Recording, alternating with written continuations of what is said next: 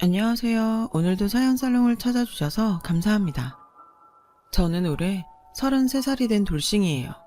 저에겐 남들에겐 차마 말하지 못한 후회스러운 과거가 있는데요. 어디에다 마음 놓고 말할 곳이 없어서 이렇게 사연을 보내게 되었어요. 저는 결혼하기 전까지 백화점 명품 G브랜드 매장에서 일을 했어요. 백화점 명품관에 있다 보니 자연스레 눈만 높아져서 많지도 않은 월급에 할부로 명품을 구입하곤 했죠. 그러던 중에 남편을 만나게 되었어요.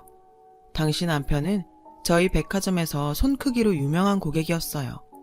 저희 매장도 자주 왔었는데 나이도 많지 않은 사람이 씀씀이가 아주 컸죠. 그런 모습이 어린 저희 눈에는 매력적으로 다가왔어요.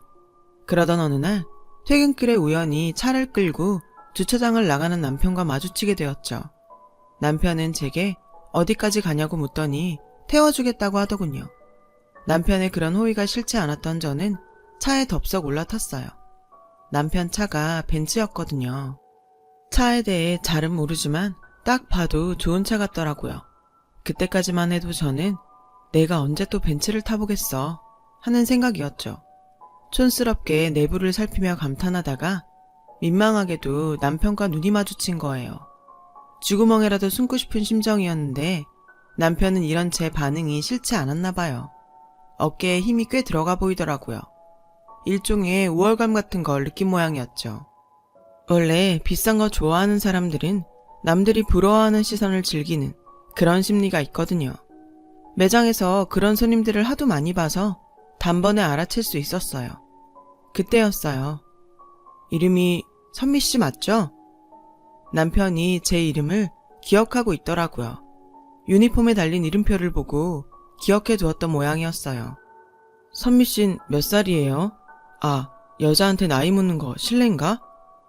남편은 멋쩍게 웃으며 묻길래 실례될 게 뭐 있냐며 27살이라고 대답해 주었어요. 그 질문을 시작으로 남편과 저는 서로 호구조사에 가까운 질문을 주고받았죠. 그렇게 알게 된 정보에 따르면 남편은 일남 일녀중 장남으로 40평대 아파트에서 혼자 살고 있었어요. 20여 명 이상의 직원을 데리고 있는 제조업체 사장님이기도 했고요. 나이는 저보다 6살이 많은 33살이더라고요. 젊은 나이에 꽤 성공한 남자였죠. 저는 남편 덕분에 편하게 집까지 왔고 남편은 매장에서 또 보자며 손을 흔들며 유쾌하게 돌아갔어요. 그런데 그 뒤로 남편에 대한 생각이 머릿속에서 떠나지 않는 거 있죠. 제가 연애를 너무 안 해서 상대의 단순한 호의에 너무 의미를 부여하는 건지 아니면 성공한 남자에게 마음이 끌려서 그러는 건지 잘 모르겠더라고요. 그렇게 제 짝사랑은 시작됐어요. 솔직히 돈이든 능력이든 없는 것보다 있는 게 더 좋잖아요. 된장녀라고 욕해도 할 수 없었어요. 저는 남편의 능력과 여유 있는 모습이 너무 좋았으니까요. 그러던 어느 날이었어요. 매니저 언니가 농담처럼 아까운 나이 다 가는데 왜 연애를 안 하냐고 묻더라고요.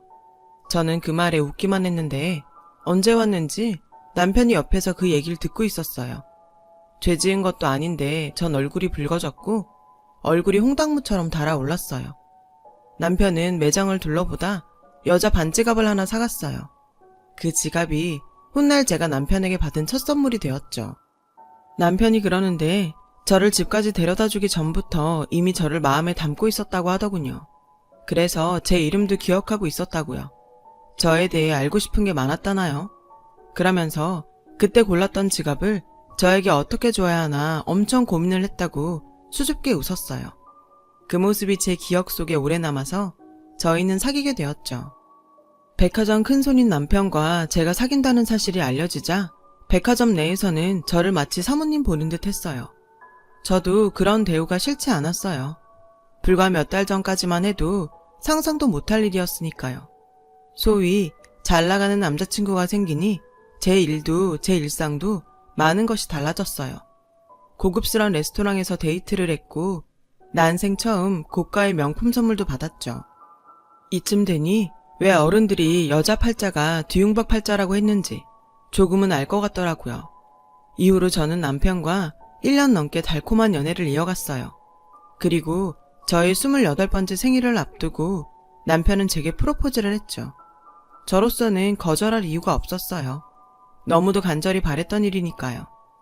저희는 그렇게 결혼을 하게 되었어요. 결혼을 하고 신혼 1년 동안은 정말 더할 나위 없이 행복했어요. 남편은 저까지 힘들게 일할 것 없다며 일 그만두고 쉬면서 그동안 못했던 것들을 실컷 하라고 신용카드를 주었죠. 제 친구들은 모두 저를 부러워했고요. 하지만 남편과의 결혼 생활이 행복했던 것만은 아니에요. 남편에게는 저를 눈엣 가시로 생각하는 가족이 있었거든요. 바로 시어머니와 시누이였죠. 두 사람은 저를 처음 보던 순간부터 탐탁지 않아 했어요. 마치 자신들의 소중한 보석상자를 노리는 도둑년처럼 보곤 했거든요.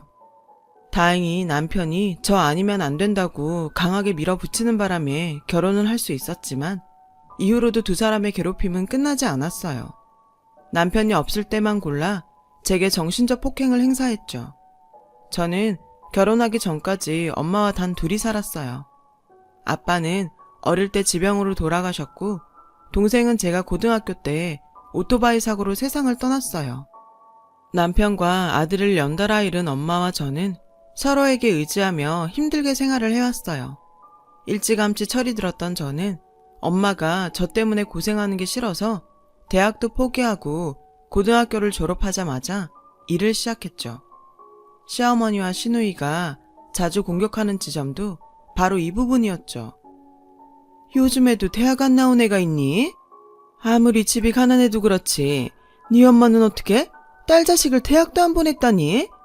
빚을 내서라도 지의 공부는 시키고 싶은 게 부모 마음인데 네 엄마도 참 어지간하다. 나는 내 아들 짝으로 고절 마누리가 들어올 줄은 꿈에도 몰랐다. 너 때문에 창피해서 고개를 들 수가 없어. 아, 불쌍한 내 아들. 어쩌다 저런 걸 만났나 몰라. 처음 시어머니한테 이런 말을 들었을 때 엄청난 모멸감을 느꼈어요. 지금까지 열심히 살아온 내 인생이 누군가에겐 부끄러운 치부밖에 되지 않는다는 게 너무 억울했어요. 가난한 집안 사정 때문에 자식을 대학에 보낼 수 없었던 저희 엄마 심정은 알지도 못하면서 함부로 떠들다니. 게다가 제가 고졸이라서 남편이 불쌍하다니요. 그게 도대체 무슨 소리래요.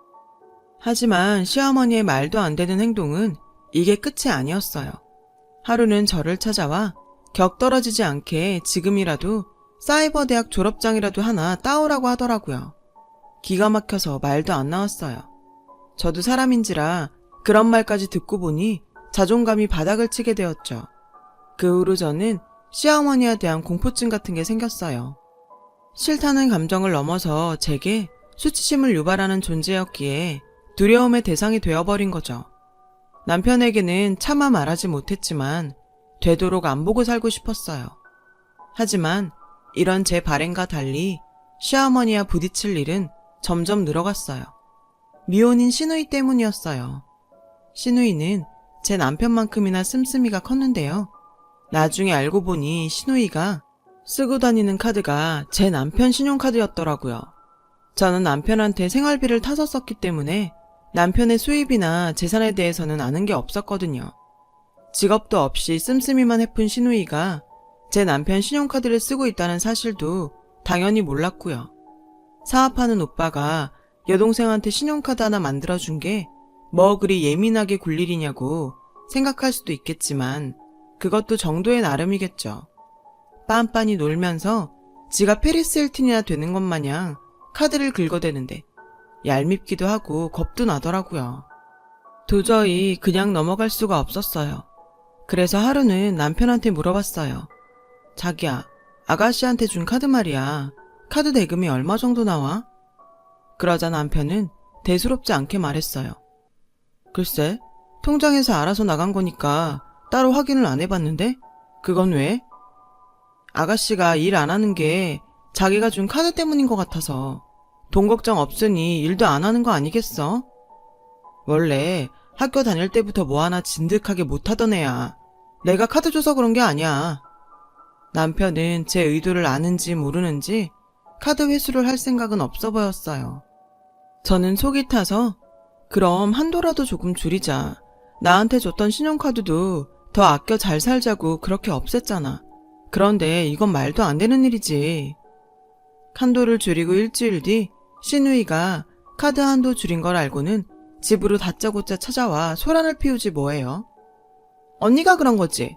왜 갑자기 카드에서 한도 초과가 떠? 한도를 줄였다고 해도 500만 원이에요. 500만 원도 큰 돈이라고요. 아가씨가 직장을 다녀봐야 돈 버는 게 어렵다는 걸 알 텐데요. 뭐야? 지금 누구 가르쳐? 언니가 착각하는 모양인데 언닌 그저 서류상 가족일 뿐이지만 난 우리 오빠 친동생이야. 우리 오빠도 뭐라고 안 하는데 언니가 뭔데 나한테 큰 돈이니 돈 버는 게 어렵다니니 떠들어? 자기도 우리 오빠 돈 펑펑 쓰면서. 지금 뭐라고 했어요? 솔직히 말해봐. 언니 우리 오빠 돈 보고 결혼했지? 그러니까 시집 오자마자 직장도 때려치운 거고.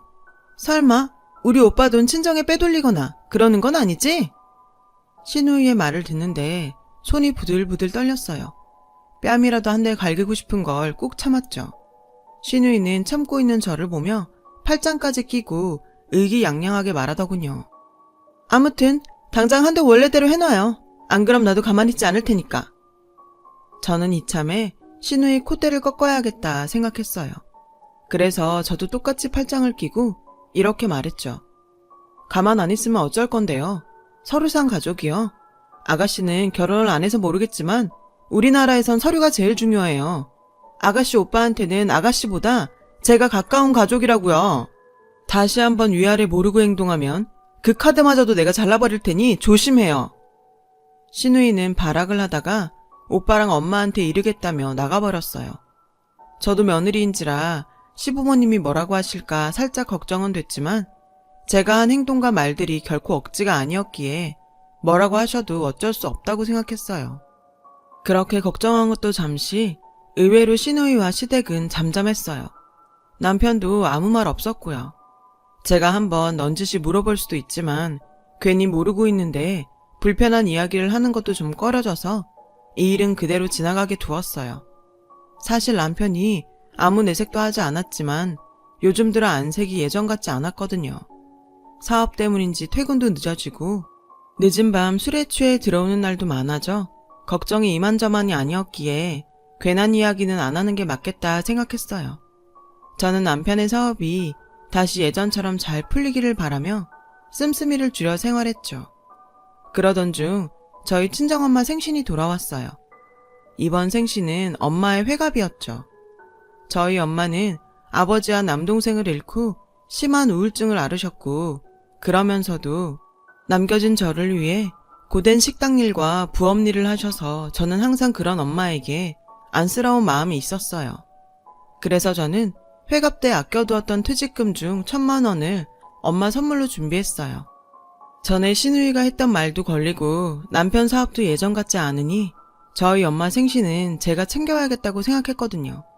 그런데 엄마는 이미 남편한테 용돈과 명품 가방을 받았다며 사양하시더라고요. 사업하는 남편이랑 사는 여자는 항상 비상금을 가지고 있어야 하니 잘 뒀다가 급할 때 쓰라고 하시면서요. 저는 그날 집에 돌아가기 전에 오랜만에 일했던 백화점 매장에 갔어요. 힘든데도 장모까지 챙기는 남편을 위해 뭐라도 하고 싶었거든요. 어머, 우리 사모님 놀러왔어? 매장의 매니저 언니는 저를 보며 반갑게 맞이해 주었어요. 저는 어색하게 웃으며 남편한테 선물할 것 좀 골라달라고 부탁을 했어요. 워낙에 갖고 있는 게 많으시니 추천할 게 마땅치 않네. 사모님은 뭐가 좋을 것 같아? 남편 취향은 자기가 더 잘 알잖아. 그때 알았어요. 제가 남편에게 받기만 했지 정작 저는 남편에 대해 모르는 게 많다는 걸요. 결국 저는 아무것도 사지 못하고 집으로 돌아왔어요. 어차피 친정 엄마한테 주려고 생각한 돈이었으니 남편한테 그 돈을 주자고 생각했죠. 비록 그 사람한테는 얼마 되지 않을 돈이겠지만 이렇게라도 고마운 마음을 전달하고 싶었어요. 돈 봉투를 받은 남편은 너무나 깜짝 놀라했고 정말 생각도 못했다며 기뻐했어요. 그 모습을 보니 저도 기분이 좋더라고요. 그리고 그게 실수였다는 건 나중에 알게 되었죠. 남편의 사업은 좀처럼 풀리지 않았고 급기야 남편이 애장한 명품들을 처분해 돈을 마련해야 하는 일까지 생겼어요. 급한 불은 그걸로 끌 수 있었는데 재정적 위기는 또다시 현실로 다가왔죠. 그때였어요. 남편이 저에게 지난번처럼 숨겨놓은 돈이 없냐고 묻더라고요. 제가 그 돈은 엄마 회갑 때 주려고 갖고 있던 퇴직금이라고 말하자 이번엔 퇴직금이 그게 전부냐고 물었어요. 아무리 급해도 그렇지 당황스러웠어요. 하지만 급한 불은 꺼야 하니 저는 그렇게 힘들면 집이라도 팔자고 했고 남편은 어쩐지 제 말을 회피하듯 다른 딴짓을 하더라고요. 그 순간 저는 시누이가 가지고 있는 남편 카드가 생각났고 당장 쓸데없는 지출은 막아야 하니 시누이 카드부터 정지시키자고 말했어요. 그러자 남편은 그런 건 별로 급하지 않다더군요. 저는 이해가 가지 않았어요. 소리를 크게 높여 싸우진 않았지만 남편과 저는 그 일이 있고부터 조금 냉랭해졌어요. 그리고 우려한 것처럼 다음 달부터는 생활비도 가져오지 못하는 상황이 되었어요. 그때도 남편은 집이나 차를 팔 생각은 하지 않더라고요. 저는 이대로는 어차피 생활이 어려우니 남편 몰래 부동산에 집을 내놓을 결심을 하고는 부동산에 가서 저희 집 주소를 말했어요. 그리고 그 순간 창피한 말을 듣게 되었죠. 결혼 전 분명 자가라고 했던 아파트는 남편 명의의 것이 아니더라고요. 남편은 확정일자를 받아놓은 전세 세입자일 뿐이었어요. 그것도 곧 계약 만기가 도래한다고 하더라고요. 저는 얼굴이 화끈화끈해져서 집에 돌아왔어요. 남편에게 전화를 걸어 부동산에서 들은 이야기를 했어요. 그런데 남편은 적반하장으로 자기한테 말도 안 하고 부동산에 갔냐며 도리어 화를 내더라고요. 저는 집이 이러니 남편의 차도 의심이 갔어요. 하지만 차에 대한 서류는 집에 아무것도 없었고 남편이 매일 끌고 다니니 자동차야말로 어디다 확인할 방법이 없더라고요. 그래서 전 그래, 차까지 남의 거면 정말 껍데기만 있는 거지 하는 심정으로 넘어갔는데 어느 날 집으로 날아온 독촉장으로 인해 차도 장기리스를 받은 거란 사실을 알게 되었어요. 저는 이대로는 안 되겠다 싶어 남편과 대책을 세워야겠다고 생각했어요. 그런데 이 남자가 황당하게도 명품 가방이 든 쇼핑백을 5개나 들고 아주 기분 좋게 집에 들어오지 뭐예요. 저에게 그동안 미안했다며 명품 가방을 하나 주고 시누이의 어머니 거라며 늘어놓는데 어쩐지 불안했어요. 그래서 저는 무슨 돈이 있어서 이 비싼 걸 사왔냐고 따져 물었죠. 남편은 이제 다 해결됐다고 말하더군요. 저는 돈이 어디서 났는지 꼬치꼬치 캐물었어요. 그렇게 알게 된 돈의 출처는 어이없게도 저희 친정엄마였어요.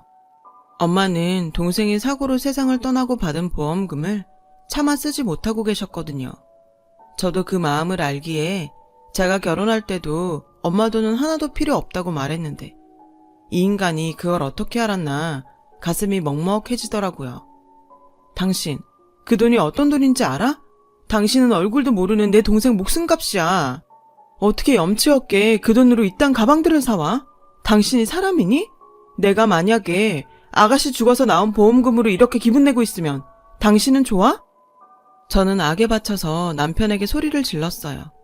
남편은 별것도 아닌 걸로 예민하게 군다고 저를 자극했고 자긴 달라고 하지 않았는데 장모님이 먼저 힘들면 쓰라고 줬다고 하더군요. 저는 더는 이 인간의 말을 믿을 수가 없었어요. 그래서 짐을 싸 친정으로 갔고 친정엄마는 저에게 자기가 준 돈이 맞다며 미리 얘기하지 못해 미안하다고 했어요. 엄마, 평소에도 그 돈 생각만 하면 창석이 생각나서 힘들다고 했잖아. 근데 그걸 왜 그 사람을 줘? 친정엄마는 선뜻 말을 하지 못했어요. 그래도 전 들어야 했기에 끝까지 물었고 엄마는 힘들게 말했어요. 네 친구 혜정이 있잖니. 지난주에 우연히 동네에서 걔를 봤어. 근데 혜정이 걔가 요즘 네 남편 사업이 많이 힘드냐고 물어보는 거야. 나는 이게 무슨 소린가 해서 아무 말도 못했는데 글쎄 김서방이 혜정이한테 돈을 좀 빌려달라고 했다지 뭐니. 저는 친정엄마의 말을 듣고 충격에 휩싸였어요. 남편이 어떻게 제 친구한테 그런 소리를 할 수 있었을까? 연락처는 어떻게 알았을까?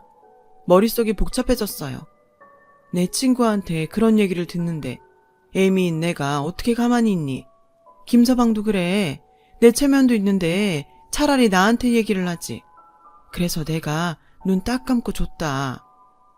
설마 그 돈 다 준 건 아니지?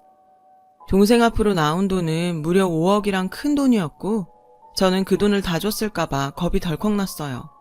그런데 엄마는 고개를 끄덕이시더군요. 김서방이 갚는다고 하더라. 내가 가족끼리 괜찮다고 했는데 자기가 꼭 갚겠다고 차용증까지 써주더라고. 친정엄마는 시리에 빠진 저를 안심시키려 말을 계속 이어갔지만 제 귀엔 아무 소리도 들리지 않았어요. 남편은 분명 그 돈으로 급한 문제를 해결했을 거고 그 돈에 출처가 그러니 저에게 줄 생각으로 자주 가던 백화점에 간 게 분명해 보였어요. 저는 남편이 차용증까지 써줬으니 돈을 떼먹지 못하게 집으로 돌아갔어요. 그 뒤로 저는 남편의 씀씀이를 두 눈을 시퍼렇게 뜨고 감시하기 시작했어요. 시누이의 카드도 정지시켜버렸고요. 물론 시누이는 저에게 전화를 걸어 난리를 쳤지만 저는 앞으로 자기가 쓴 건 자기가 내고 살라고 전화를 끊었어요. 그리고 남편에게 어떻게 제 친구에게 돈 이야기를 했는지 물어봤죠. 어이없게도 이 인간은 제가 잘 때 제 핸드폰을 뒤져서 친구에게 전화를 걸었다고 하더라고요. 저는 정말 이 남자의 끝이 어디까지인지 무섭기까지 했습니다. 그렇게 3개월을 살았어요. 물론 남편과는 계속 사이가 나빴고 남편은 사업에 대해 뭘 아냐며 끼어들지 말라고 화를 냈지만 제가 본 남편의 경제 개념은 그야말로 바닥이었기에 그런 반응도 무시해버렸어요. 남편은 회사 수입을 마치 자기 돈처럼 아주 펑펑 썼어요. 그러다 힘들면 은행이든 캐피탈이든 대출을 끌어다 썼고 카드값은 정말 어마어마했죠.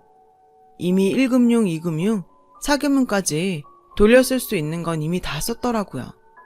그중엔 시누이 카드값도 있었어요. 저는 더는 참을 수 없었어요. 그래서 남편의 사업에 그리고 남편의 재정관리에 개입하기 시작했고 남편은 그런 저에게 창피하다며 이혼을 요구하더군요. 저는 저희 친정엄마 돈을 다 갚으면 이혼해주겠다고 말했어요. 그리고는 매일같이 남편 회사에 출근 도장을 찍었어요. 그날도 남편 회사에서 업체별 수금 현황을 살피고 있는데 시어머니와 시누이가 제게 따지러 회사로 왔더군요. 그것도 제 동생 보험금으로 산 명품 가방을 사이좋게 메고서 말이죠. 얘, 네가 왜 내 아들 회사에 있니? 그깟 5억 가지고 사장 흉내라도 내려고 그러니? 돈은 돈이고 이혼은 이혼이야. 당장 이혼해. 치사하면 어머님이 5억 주시던가요. 아, 5억이 넘네요. 어머님 아들이 저 몰래 제 친구들한테도 돈 빌린 거 아세요? 그것도 같이 주세요. 내가 어머님 아들 때문에 창피해서 친구도 못 봐요. 저와 시어머니는 팽팽하게 맞섰어요. 그러자 그 옆에서 시누이가 깐족거리며 이제야 본색 나오네. 거지도 아니고. 비아냥거리지 뭐예요. 지는 벌 능력도 없는 게 네가 들고 있는 그 가방 무슨 돈으로 산 건지 알긴 아니? 그 가방 내 동생 보험금으로 네 오빠가 사온 거야. 알고서 말해. 거지는 누가 거진데? 라며 대받아 쳐주었어요. 그러자 시어머니는 분에 못 이겨 저희 머리채를 잡았고 순식간에 아수라장이 되자 겁에 질린 직원이 경찰에 신고를 했어요. 경찰이 오고 곧 소식을 들은 남편도 회사에 도착해 경찰에게 난동을 부린 사람이 가족이니 괜찮다고 말했어요. 하지만 경찰은 신고가 들어왔기 때문에 그럴 수 없다며 시어머니와 시누이를 연행해 갔죠. 나중에 저도 조사를 받으러 갔지만 그들의 잘못이 명명백백했어요. 그렇게 악몽 같은 1년이 흘렀어요. 남편도 그렇고 시댁 가족들도 제가 순순하게 물러날 것 같지 않으니 뭘 팔았는지 어디서 사채빚을 끌어왔는지 제게 5억을 갚더군요. 물론 친구에게 빌렸다는 1,000만 원도 같이요. 저는 돈 받고 깔끔하게 이혼해줬습니다. 그 뒤 남편의 회사 여직원을 우연히 만난 적이 있었는데 남편의 사업은 얼마 못 가 부도가 났다고 하더군요. 저는 신용과 신뢰는 없고 빚만 잔뜩 있는 사장이 얼마나 버틸 수 있을까 했던 터라 당연한 결과라고 생각했어요. 이혼 후 저는 친정엄마와 함께 살고 있어요. 그리고 전에 함께 일했던 매장의 매니저와 명품 직구 사업을 시작했어요. 매장에서 일하며 알게 된 해외 인맥으로 소소하게 시작한 사업이 이젠 제법 규모가 커져서 눈코 뜰 새 없이 돈 버는 재미에 살고 있죠. 잠깐이었지만 남이 벌어다 준 돈을 쓰다 제 손으로 돈을 벌다 보니 보람도 있고 제 손으로 저희 엄마 호응까지 시켜드리니 이게 정말 행복이구나 깨닫는 요즘입니다. 친정엄마는 제가 혼자인 게 속상하다며 남편 얘기를 꺼내곤 하는데요. 저는 그럴 때마다 오히려 그런 사람들과 인연을 끊게 돼서 잘 된 거라고 말해요. 돈은 벌면 되지만 사람은 고칠 수 없으니까요.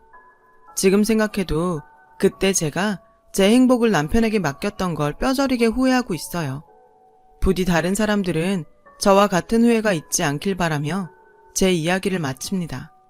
지금까지 제 사연 들어주셔서 감사합니다. 여러분, 사연 댓글에 응원과 현명한 조언 부탁드려요. 좋아요와 구독은 저에게 큰 힘이 됩니다. 오늘도 좋은 일 가득하세요.